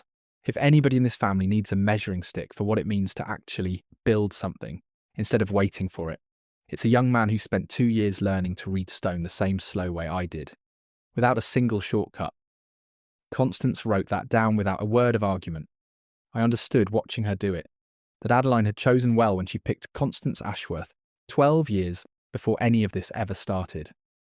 I drove home from Elberton that evening, the trust paperwork on the seat beside me, and I stopped, the way I still stop most weeks, at the cemetery. I stood by Adeline's stone, cut from the same pink granite Robbie had nearly ruined the very week she first walked into Constance's office, and I told her out loud what I'd decided. I read the whole page, I told her, every year of it. I think I did right by what you left me. The wind moved through the pines behind the fence, same as it always does. I stood there a while, and then I drove home. I want to close this out honestly, because a story like mine doesn't really end with a single dramatic scene. Whatever a will reading or a guardianship hearing might make it feel like from the outside, it ends the way most true things end, slowly, in the ordinary days that come after the dramatic ones. Brooke finished her supervised program that spring. Every condition met, every one of the $18,400 in restitution paid on time. She and Dale are still in the rental across town, still rebuilding, still short of what they had before by every measure the bank cares about. And she still comes to Sunday dinner. Some weeks she brings the casserole herself instead of a store-bought one, which I've come to understand as its own kind of language. A woman learning to make something with her own hands, instead of reaching for what somebody else already made. Hollis Vance got his last payment from her that June, 18 months to the day from the first envelope. $15,000, paid in full, every instalment on time. He called me himself to tell me, because I think some part of him wanted an old friend to know that a debt owed to him had been settled in full and in good faith, start to finish. Verna Castile still waves at me most mornings, still brings a casserole of her own now and then, unprompted, and I take it for what it is. Ren turned 13 that summer. She spends her Saturdays at the yard now, learning to feel a slab's grain the same way Robbie taught himself, the same way I taught him, a skill nobody can take from a person once they've earned it honestly. She asked me once, standing beside a fresh-cut slab of blue granite, whether the whole point of what her grandmother did was to make sure nobody could ever push me around the way Brooke tried to. I told her that wasn't quite it. Your grandmother didn't build all this to protect me from being pushed, I said. She built it so that whoever tried would have to stand there and watch the truth get read out loud. Whole, every page of it, before they got to decide anything about my life for me. Wren thought about that a long moment, the way a 13-year-old thinks about something bigger than she's used to carrying. Then she put her hand flat on the slab, the way she'd watched me do it 100 times, and asked me if she was feeling it right. I put my own hand beside hers and told her she was. I want to go back and tell you about a few things I skipped over. A story like mine has more texture in it than any one telling can carry in a straight line. Some of the smaller moments matter as much as the courtroom ones. There was a morning in early spring, a few weeks after the trust paperwork finalised, when Dale showed up at the yard before 6. Before even Robbie had the lights on in the cutting shed, I found him standing at the big saw, just looking at it. The way a man looks at something he spent his whole life walking past, without ever really seeing. Dad, he said, when I came in and found him there, teach me the grain thing, properly. Not just watching you do it at Sunday dinner stories, actually teach me. I want to tell you honestly, that request meant more to me than almost anything else that whole year. 46 years I'd built this business.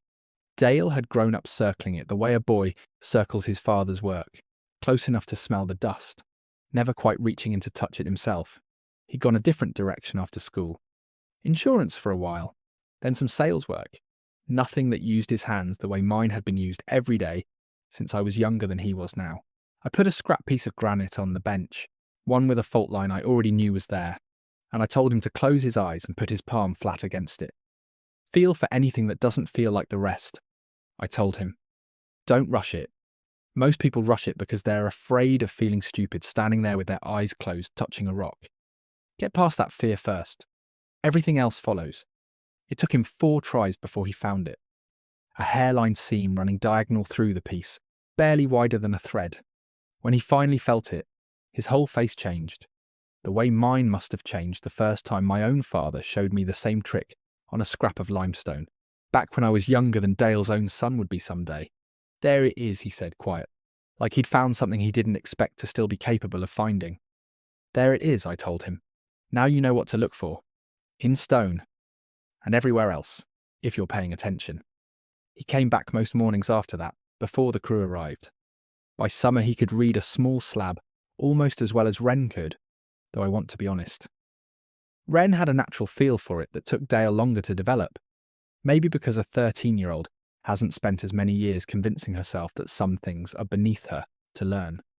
I asked Dale once that summer, sitting in the office during a lunch break, whether he regretted the years he'd spent away from the yard, chasing insurance commissions and sales quotas, instead of learning the family trade.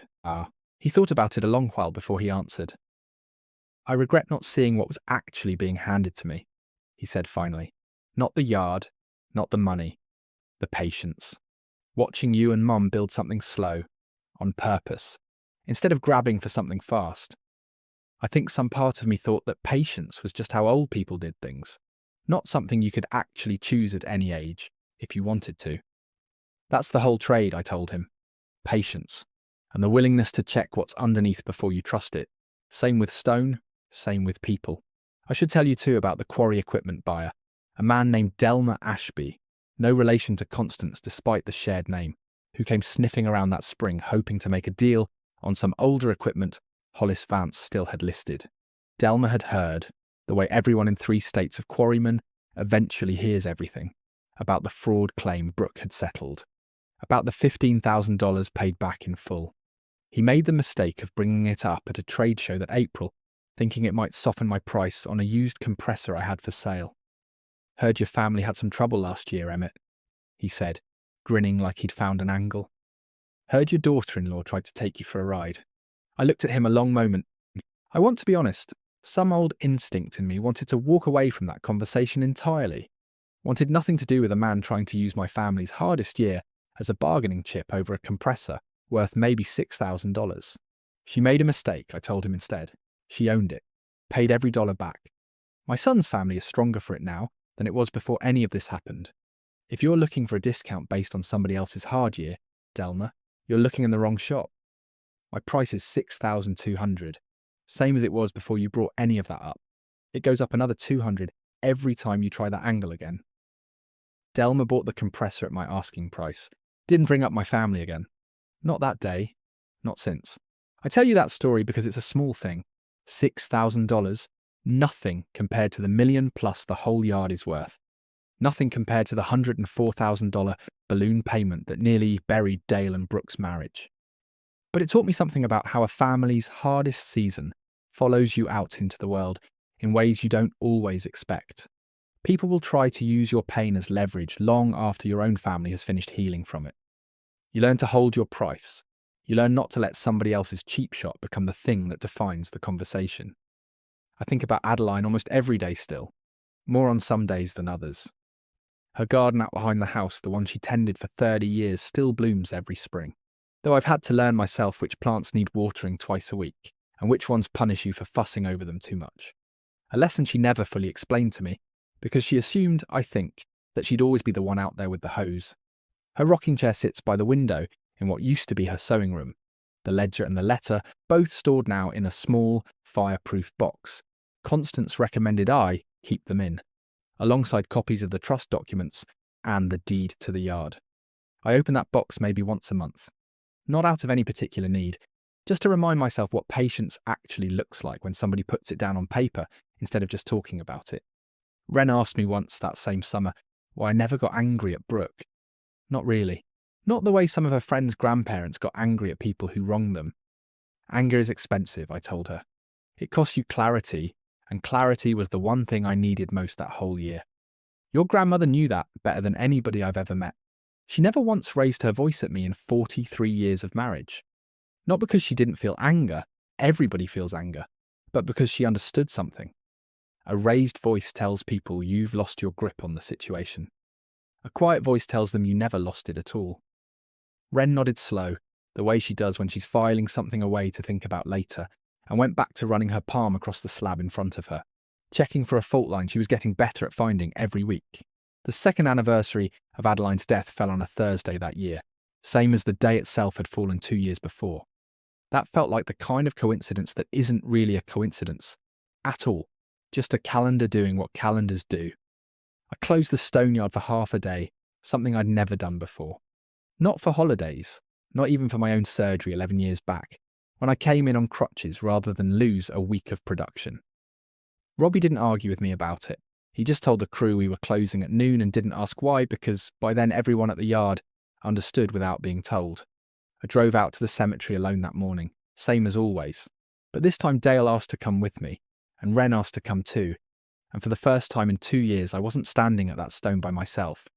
We didn't say much standing there. Ren set down a small bundle of zinnias, the same flower Adeline grew every summer along the fence line, the only flower Ren had figured out on her own how to coax out of that stubborn clay soil behind the house. Dale stood quiet with his hands folded, the same way I fold mine. A gesture I never taught him on purpose, but that he'd picked up somewhere along the way regardless. The way sons pick up their father's habits without either one noticing it happening. I told Adeline out loud the way I always do, that the yard was settled the way she wanted it settled. That Ren was learning the trade faster than I ever expected a 13-year-old could. That Dale had finally reached for something instead of waiting to be handed it. That Brooke had paid every dollar back, every last one of the $18,400 to the restitution fund, and the $15,000 to Hollis besides, and that she'd done it without anybody standing over her, making her do it. I think you'd be proud of how it landed, I told her. Not because anybody won anything.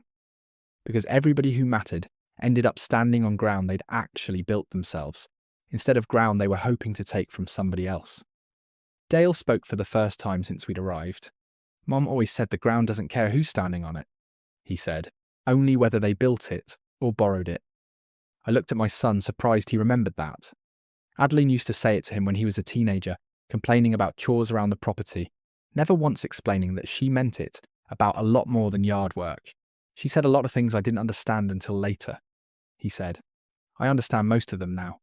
We stood there a while longer, the three of us, until Ren got restless the way 13-year-olds do, even at solemn moments, and asked if we could get lunch at the diner on the square before heading back to the yard.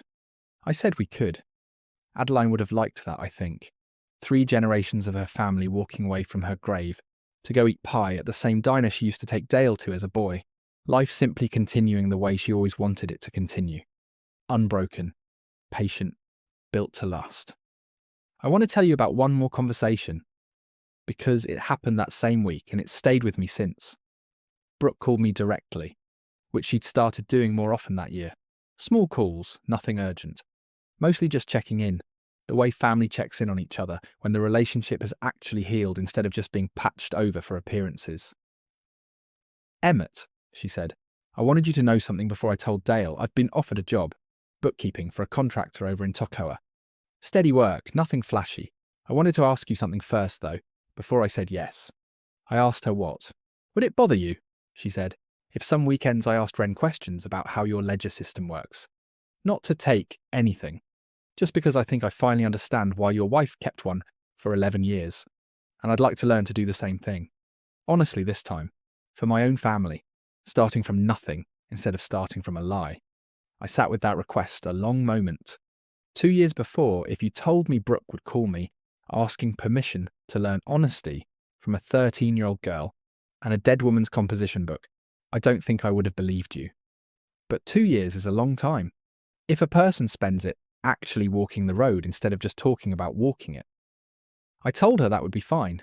I told her Ren would probably enjoy teaching her something for once, instead of the other way around. Brooke laughed. A real laugh. The kind I hadn't heard from her in years, maybe ever. "Thank you, Emmett," she said, "for the road, for letting me walk it, instead of just deciding for me what I deserved. I didn't build the road for you," I told her. "I just didn't get in the way of it once you started walking it yourself. That part was always yours to do." The Stoneyard turned 47 years old that fall, still standing on the same ground I broke with a rented backhoe back when gas was 36 cents a gallon, and I didn't have 2 nickels to rub together. It's worth more than $1 million now on paper, though I've never much cared for what a thing's worth on paper compared to what it actually does for the people standing inside it. Robbie runs the daily cutting schedule better than I ever did at his age. Dale handles the accounts now, slow and careful, checking every figure twice the way his mother used to, a habit I think he picked up from reading her ledger more times than he's told me about. Ren still comes on Saturdays, still puts her palm flat against every new slab before anybody touches a saw to it. And some mornings I stand back and just watch her do it, and I see her grandmother in the set of her shoulders more than I ever expected to. I still cut stone most days myself, slower now than I used to. My hands a little less steady than they were at 50, but steady enough. Steady enough to feel a fault line before it becomes a problem. Steady enough to know the difference between what's load-bearing and what only looks solid until somebody leans on it. That's the whole trade, same as it ever was. Knowing the difference and having the patience to find out for certain before you ever trust your weight to it. I never threw a punch through any of this. Never raised a fist at anybody. Not at Brooke. Not at anyone who ever doubted whether an old man could still hold up what he'd spent a lifetime building. The only weapons I ever needed were the patience my wife taught me by example. For 43 years. The plain truth laid out on a table where everybody could finally see it whole, and a woman who loved me enough to make sure that truth would still be standing, long after she wasn't there to say it herself. I still sit in the third chair from the window most Sunday nights, out of habit now more than grief. Some weeks Brooke sits across from me and asks a question about the ledger. Dale sits beside her, checking figures he actually understands now. Ren sits between us with granite dust still under her fingernails from an afternoon at the yard. I want to tell you about one more scene before I let this story rest. People ask me sometimes whether Dale and Brooke's marriage ever really recovered, or whether it just limped along on politeness the way some marriages do. After something like this, I think the honest answer deserves more than a passing mention. It was late that same fall, a Saturday, and the whole family gathered at the Stoneyard for something we'd never done before.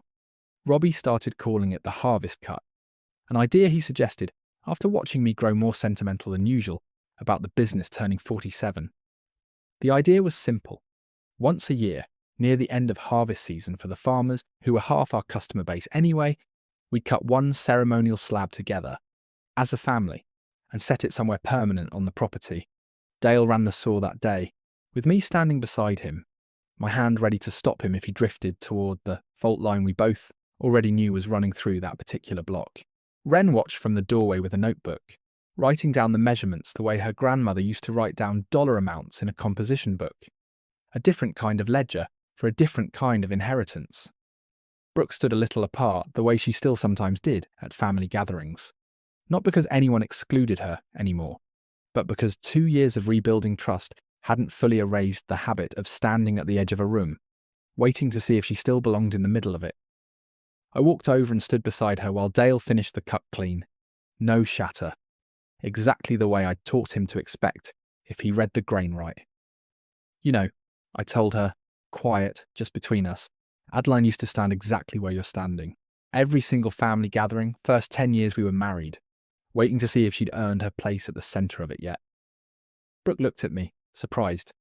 Your wife, she said, waiting to belong. I find that hard to picture, Emmett. She always seemed like she'd built half this place with her own hands. She had, I said.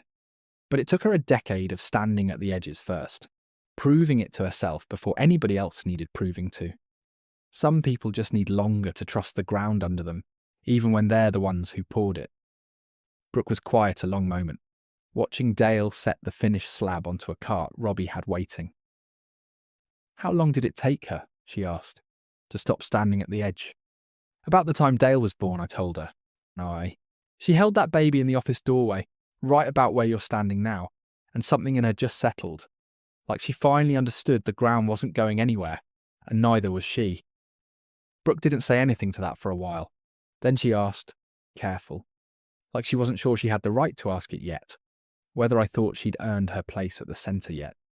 2 years in, I looked at her, at the woman who'd once smiled at me with pity across a conference table, certain I was already a settled matter. Who now stood at the edge of my stone yard watching her husband cut granite with his own 2 hands for the first time in his life. I think you're closer than you were, I told her honestly. I think the road's still got some distance left on it. But I think you're walking it in the right direction, and that matters more than how far along you've gotten. That seemed to satisfy her. Or at least settle her enough that she came and stood closer to the rest of us when Robbie set the ceremonial slab down at the edge of the property, near the entrance gate, a plain marker with nothing carved on it yet. What are we putting on it? Wren asked, notebook still in hand. I thought about that a long moment, standing there with my whole family around me. The family that had nearly come apart over money and fear and one soft comment about simplifying things that had grown, unchecked, into a guardianship petition built on a lie. Built, not borrowed, I said finally. That's all it needs to say. Robbie carved those 2 words into the slab himself over the following week. Careful lettering, the kind that would outlast every one of us standing there that day. It sits at the gate now, the first thing anyone sees driving into ferrogranite works, and I like to think Adeline would have approved of the economy of it. 2 words doing the work that might otherwise take a whole speech to explain. I think about the ledger sometimes when I stand near that stone. About how a woman who never raised her voice in 43 years of marriage managed to teach an entire family, including people who married into it under difficult circumstances, the difference between building something and simply wanting it. She did it with a composition book, a codicil, and a single letter, laid down carefully enough that the truth in them would still be standing years after she wasn't there to defend it herself. I don't know what the next chapter holds for this family. Not exactly. Wren might run this yard someday, or she might not, and either way would be fine by me, so long as whoever holds it understands what building actually costs.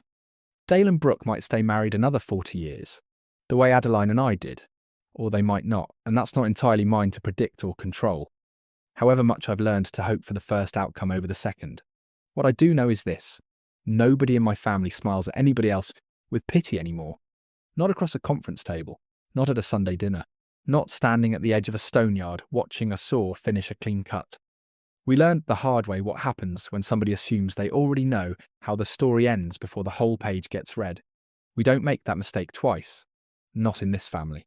Not while I'm still standing here to remind anybody who forgets. Nobody smiles at me with pity anymore. Nobody needs to. The page got read. Every line.